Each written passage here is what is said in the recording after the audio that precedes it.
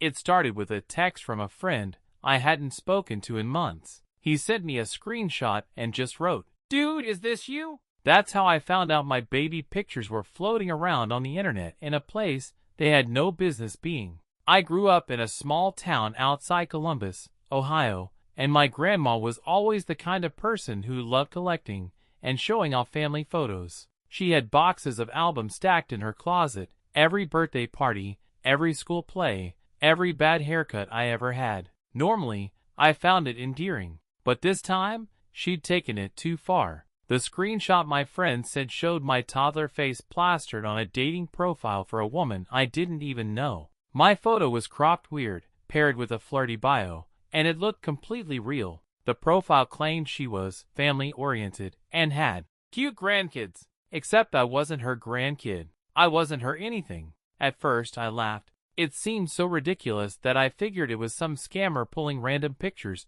from social media. But then, I noticed the background of the photo. It was my grandma's kitchen wallpaper, the one she'd had since the 80s. That photo wasn't online anywhere. It could have only come from her albums. You probably know that weird sinking feeling when a harmless family quirk suddenly crosses into territory you never agreed to. Imagine realizing your childhood is being used as bait by strangers on the internet. You'd probably feel the same mix of anger and disbelief I did. I called my grandma immediately. She picked up on the third ring, cheerful as always, like nothing in the world was wrong. But as soon as I asked if she'd been sharing my photos, her voice got quiet. She admitted she had been helping out a friend who was lonely and trying to meet someone. And apparently, helping out meant giving this friend a stack of my baby pictures. I didn't even know where to start. Anger, embarrassment, or trying to figure out what this meant for me now that who knows how many strangers had seen my face attached to some stranger's romantic ad.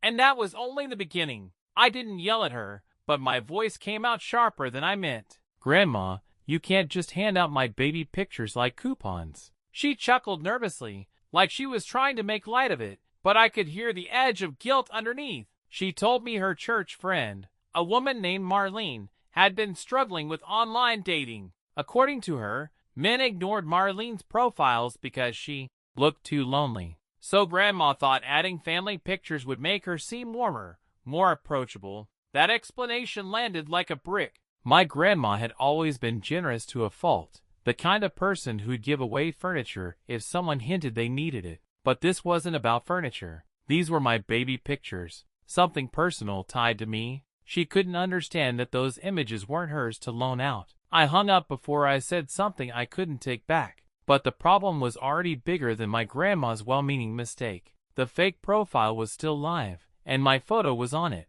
I spent the night running searches, trying to see if the picture showed up anywhere else. The thought of it being passed around or copied made my stomach twist. And here's where the situation really stings. You don't realize how little control you have over your own image until it's out there without your say. Maybe you've felt that too, when something private becomes public and you can't stuff it back in the box. My baby face was suddenly part of someone's dating strategy, and I had no way of knowing how many people had already swiped past it. The next morning, I decided I'd have to get involved directly. I reached out to the dating site's customer support, attaching the screenshot and explaining that the image was me as a child, used without consent. They sent back an automated response promising to review the matter. No timeline, no real assurance. Meanwhile, I got another text, this time from my cousin. He had seen the same profile and thought it was funny enough to share in the family group chat. And when I opened the thread, the reactions were already piling up. Laugh emojis, teasing comments, and then, finally, my mom asking in all caps, "MLM, what did you do?" The family group chat exploded in ways I should have predicted. My aunts weighed in with their usual judgmental flair, my cousins made memes out of the screenshot, and my mom fired off a string of furious messages at Grandma. Grandma herself only responded with a simple, "I was trying to help," followed by a sad face emoji. That was her entire defense. I stayed quiet in the chat, partly because I didn't want to fuel the circus, and partly because I was too embarrassed. It was one thing for strangers to see my photos. It was another to have my own family treating the situation like a comedy routine. Every haha, notification made my stomach churn harder. That evening, I drove over to Grandma's house. She lived on the same street she'd been on for decades, a tidy little brick ranch with rose bushes she'd bathed like children.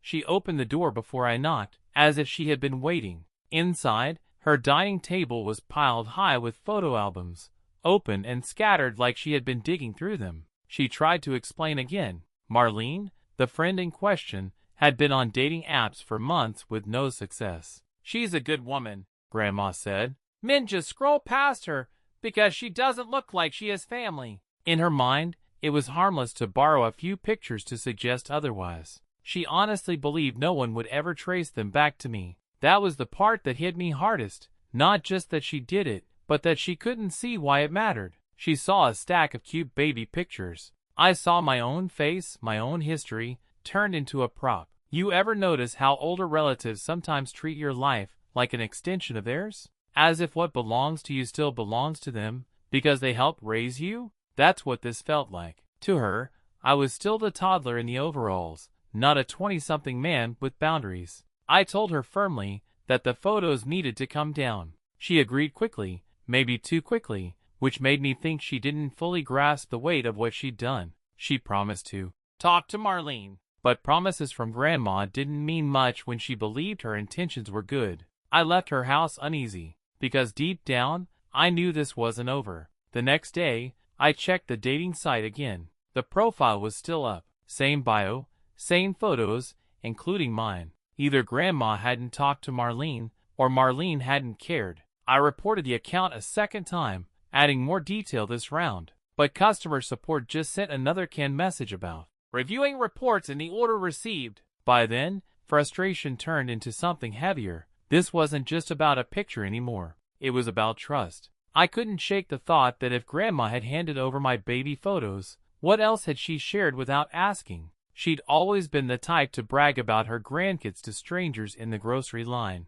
What if she'd been passing around school photos, graduation pictures, maybe even stuff I didn't know about? That afternoon, I got an unexpected call from Marlene herself. I didn't even know she had my number. Her tone was defensive right away. She told me Grandma had explained I was upset, and that I was overreacting. She insisted the photos made her profile more inviting, and that no one would care it wasn't really her grandson. I cut her off, telling her flatly to remove them. Her response? "I'll think about it." And here's the part that might surprise you. It wasn't just about anger anymore. It was about that creeping sense of powerlessness. Imagine having to argue with a stranger about whether your own face belongs to you. That's how surreal it felt. I called Grandma again after that, this time less patient. I told her directly that if the photos weren't removed, I'd take further steps. She hated hearing that word. Steps. It sounded too formal, too much like a threat.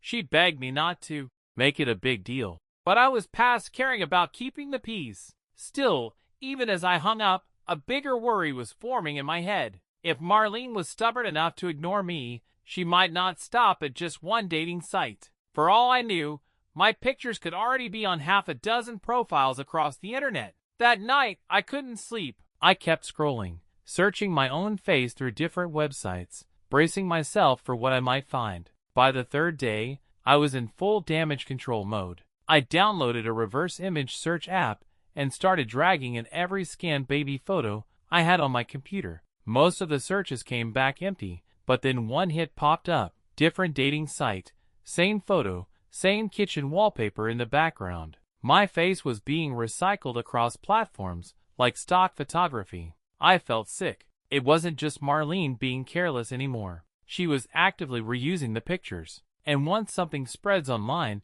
you can't reel it back in. Even if you succeed in removing one account, there's no guarantee the image won't surface again somewhere else. That realization carried a weight I hadn't felt before, like trying to stop a leak in a dam with my bare hands. I reached out to the second site immediately, explaining the same situation. The support team there was faster. They disabled the profile within hours. But knowing it had existed in the first place didn't exactly comfort me. Every time my phone buzzed, I worried it was another friend or cousin stumbling on yet another profile. And maybe you've had that moment too, when your personal life escapes your control and starts floating out in public. It's not just about the embarrassment. It's the helplessness that gnaws at you, the sense that you're suddenly vulnerable in ways you never thought about before. That was me, scrolling through strangers' profiles, waiting to bump into my own face again. I finally told my mom everything. She was furious, not just at Grandma,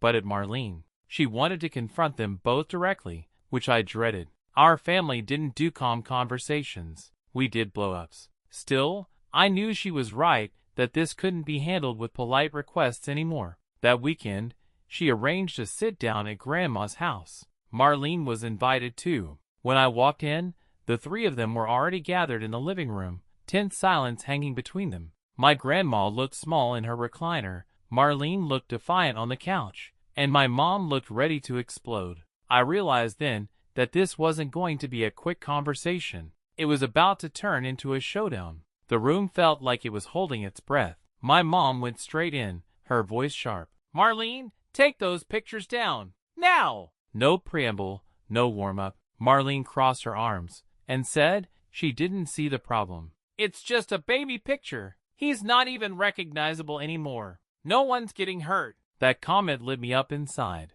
I told her it didn't matter if I looked different now. Those pictures were still mine. They were part of my identity, not some decoration for her personal ad. She rolled her eyes and said, "You millennials think everything's about ownership. Back in my day, we shared things." It would have been almost funny if it weren't so insulting. Grandma tried to mediate, repeating her line about only trying to help. But my mom wasn't having it. She told Marlene that using someone else's child photos without consent was creepy, plain and simple. Marlene pushed back, saying men responded more when her profile looked family-friendly. She seemed proud of the manipulation. And here's where I noticed something important. It wasn't just about my baby pictures. It was about the way Marlene saw people as props. If she could use my image so casually, what else would she twist to make herself look better? Some people treat the world like a stage, and everyone else as background extras. Maybe you've met someone like that too.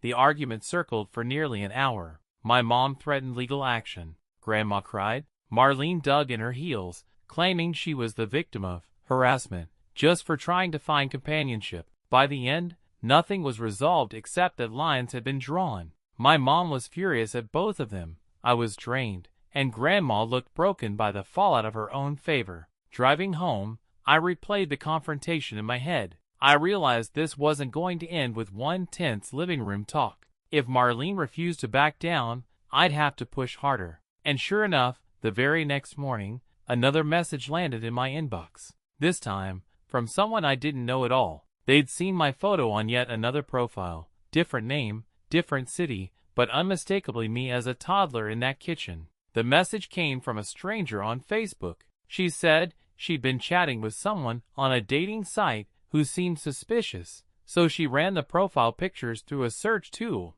That's how she tracked one of the baby photos back to me. She was polite about it, but her note carried an undertone I couldn't ignore. Pity mixed with warning. "You should know your pictures are being used by scammers." That word, scammers, hit harder than anything Marlene had said. Until then, I'd framed it as one woman's misguided attempt to look more appealing online. But now I saw the bigger risk. Once those pictures were out there, they could land anywhere. Profiles, spam accounts, even fake family blogs. My own childhood had become currency for strangers. I tried calling Grandma again. She didn't pick up. I texted instead, explaining what had happened. Hours later, she finally responded, saying only, "I told Marlene to stop. I don't know what else I can do." It was the first time she admitted she might be powerless too, and that scared me more than her excuses. I knew then I'd have to take matters into my own hands. I filed formal reports with the 2 dating sites I'd already contacted,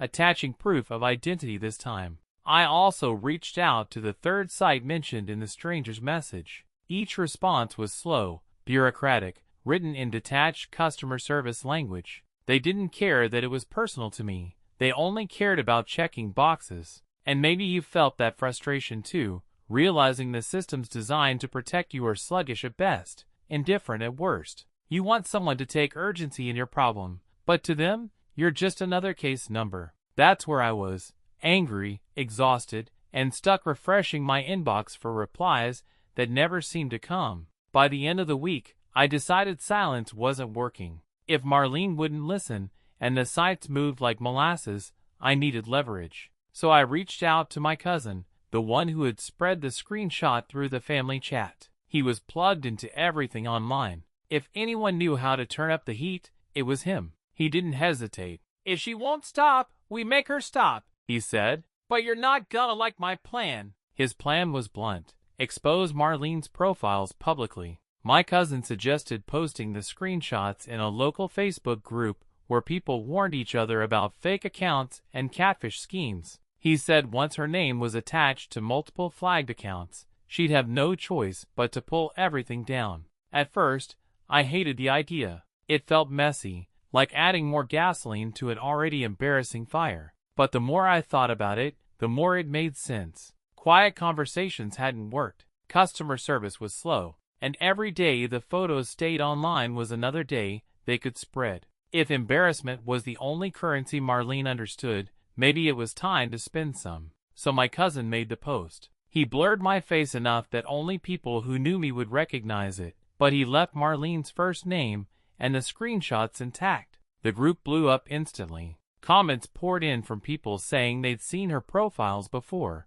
others who claimed they'd matched with her and suspected something was off. Some even said they'd reported her accounts in the past with no action taken. Within hours, the original dating site finally emailed me back. The profile had been removed. A small victory, but it came with mixed feelings. Relief, yes, but also the awkward knowledge that half the town now knew my baby photos were at the center of the drama. My phone lit up with curious texts from people I hadn't talked to in years. When I checked in on Grandma that evening, she sounded defeated. She said Marlene had called her, furious about being humiliated. Grandma still tried to defend her. She just wanted companionship. But I think even she realized by then how far it had spiraled. And here's the thing, part of me felt bad for Marlene. Loneliness makes people do strange things, but sympathy only stretched so far when my face was the collateral. If she had been honest from the start, maybe I would have understood. Instead,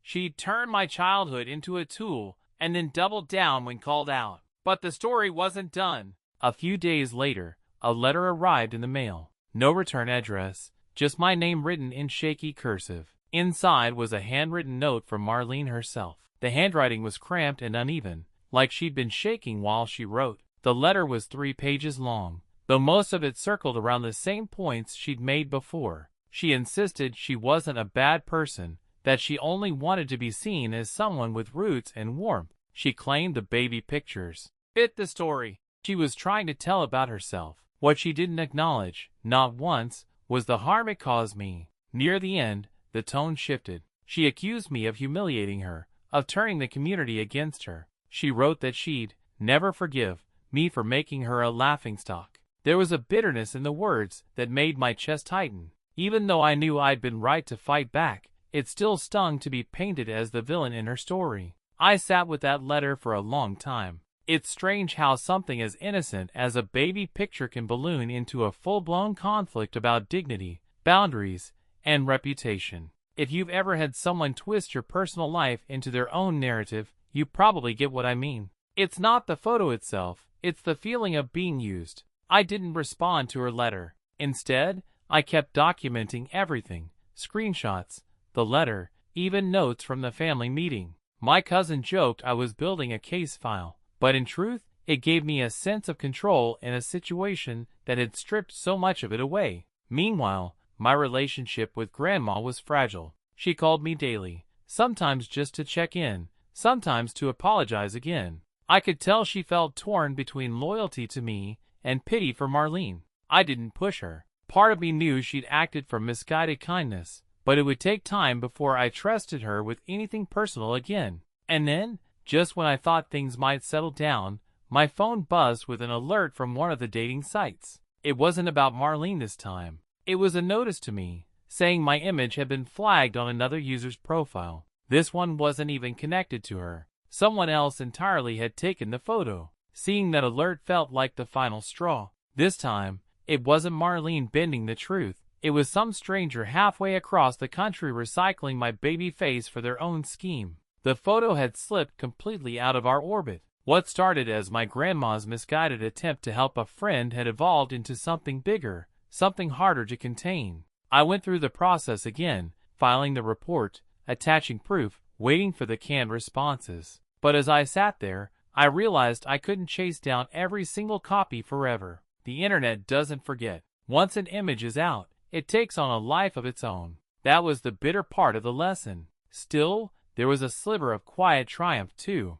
Marlene's accounts were gone, at least from the sites I could track. My cousin's post had put enough heat on the situation that no one in town would dare try it again. And Grandma, after weeks of tearful calls, finally admitted she crossed a line she never saw coming. She even boxed up the rest of her albums, saying she'd keep them locked away unless I asked for them. For her, that was as close to a peace offering as I'd get. The whole ordeal left me looking at old photos differently. They weren't just cute snapshots anymore. They were pieces of me, markers of my own history, and I had every right to protect them. Maybe that sounds obvious, but you don't always think about it until someone else decides they're fair game. Even now, when friends or family tease me about the saga, I just shrug. There's no clean ending to a mess like that. Just a boundary I had to draw, maybe later than I should have. And if there's one thing I took away, it's this: people might mean well, or they might just be careless, but you're the only one who can decide where your story ends and theirs begins. Would you have gone public the way I did, or would you have tried to keep it quiet?